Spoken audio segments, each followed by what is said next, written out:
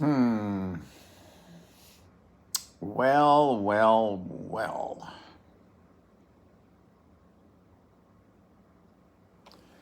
Um, Zack Snyder.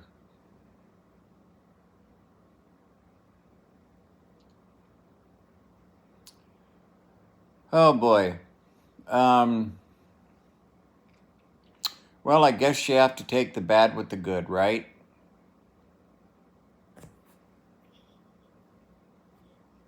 So I finished part one, Rebel Moon. Um, Zack Snyder.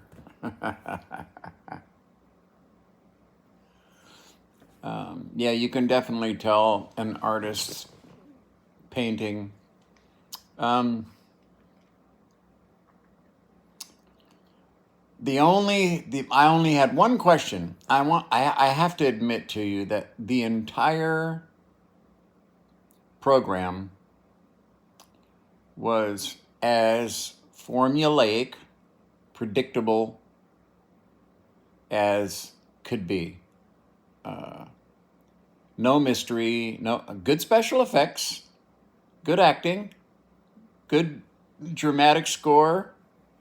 Um, there was only one moment where I was slightly confused and thought that I had missed my prediction. And that was the very end of the movie, the last few minutes, where our heroes are proceeding towards the town, and there was only 6 of them. And I went, wait a minute, Hirakawa wouldn't, I mean, Ford, there's 7. There's supposed to be 7. And then I saw the robot who did the fancy shooting in the beginning. I think that must be the James Colburn character, or, you know, in the Seven Samurai, I can't remember who he would be equated to. I have that on Blu-ray, and I've watched it numerous times. My friends don't really get it because of the Japanese culture, but they still enjoyed it immensely. I'd like to try to find it in 3D, probably going to be impossible. One of the only companies who did post-production 3D conversions went bankrupt 2 years ago. And then I knew as soon as that happened that we were going to stop getting 3D movies. And now they're talking about getting rid of discs altogether. I think that, listen, the public needs to stand up and say, no, enough is enough, okay? I want my fucking content on a disc so I can watch it when I want, how I want, in the machine that I want. I don't want to be forced to have this streaming service to watch that movie. I hate that, okay? I own every 3D movie that is streaming right now that I would care to watch over the next 3 months. I own on 3D. I made great effort, not just to buy movies, but all of the specials. Okay, because I knew that when that supply was gone, it would be gone. So now I've resorted to overseas sources like Predator in 3D. I couldn't find it anywhere. I had to get it from Germany, and then watch the English audio, which was normal, right? Instead of being dubbed in German, it worked out perfect. I have a few like that. Okay.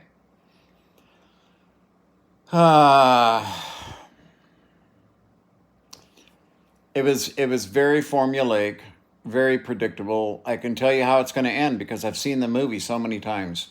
I've seen Rebel Moon in other formats, let's call it, many times. I know how it's going to end. I knew that the betrayal was going to happen. I knew about the redemption. I mean, it's all incredibly formulaic, put together well. It was a fun ride, I guess. Uh, I would not buy it on Blu-ray if it was available. Now, if it was available in 3D, that might be a different story. But if Rebel Moon, when it becomes available on Blu-ray, which I'm sure it will someday, I will not be buying it.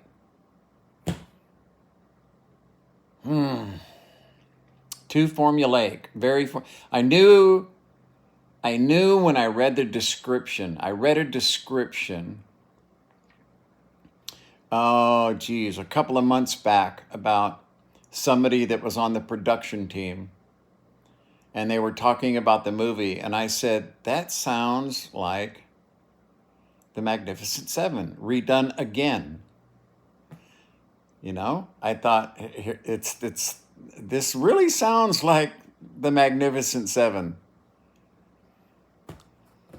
Or in the other side of cinema, The Three Amigos. I would still give it a watch, and I'll watch the second half and probably enjoy it too. But I was disappointed because every prediction that I had in my mind, I was like, okay, oh, we have to stop. We have to stop and drop off this cargo. I'm like, oh.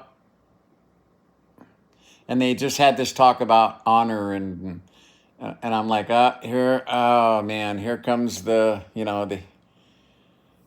the the betrayal. It was all just so predictable. It's so predictable. But again, for a small production, good imaginative characters. The creature animations weren't cheap. A couple of them I thought were outstanding, actually.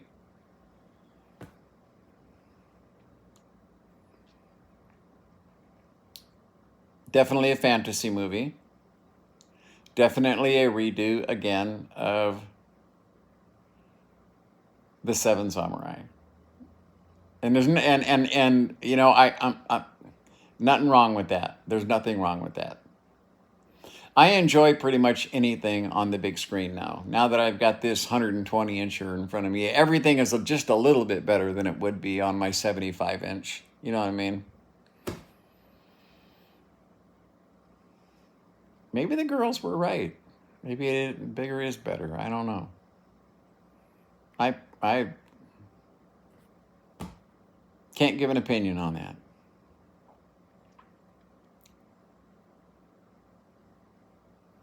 But done well. Better than I expected production value wise. They could have, because of the length, I don't think they could have made that into a single movie and then just produced it. I think it was wise that they did a 2-part series and then streamed it.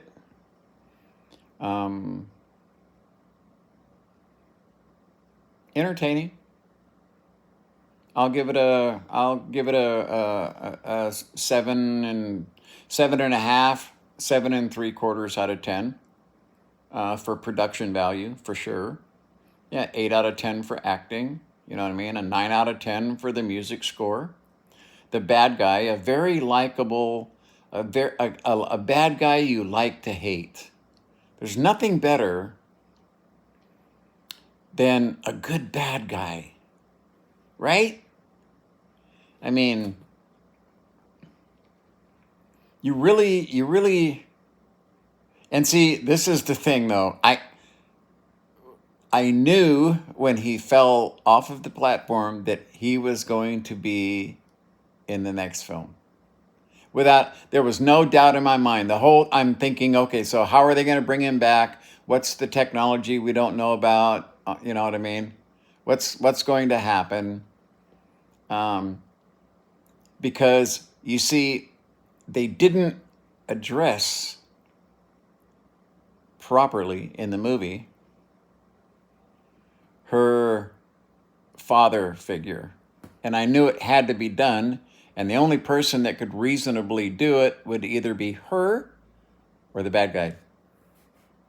And so they had to bring the bad guy back. And I knew they were going to bring the bad guy back. But that's good because he is the kind of bad guy you love to hate, right? I mean, you need that's what I liked about Gary Oldman. Gary Oldman played some of the best bad guys. You know what I mean? He really did. He rocked the bad guy role. Some characters just can't pull it off. They don't have the look or the demeanor to pull off the bad guy thing. You know what I mean? The action fighting scenes weren't too kung fu-y, over the top. You know what I mean? James Woo kind of things. I appreciated that. Um, yeah, I'll be watching part two when it comes out. At least it won't be that long, but I'll be watching it. I still give it a watch. Um, I was surprised by the production value. I really was. Good production value. It's so important. The music is important. The acting I mean, any story, even if it's a crappy story, if you have good music and good acting, you know what I mean? Now, yes, there were these uncomfortably Yankee kind of moves where you're like, oh, I'm a little embarrassed that they just did that. You know what I mean? It was like so corny, you know? But if you let those go, it's a decent ride.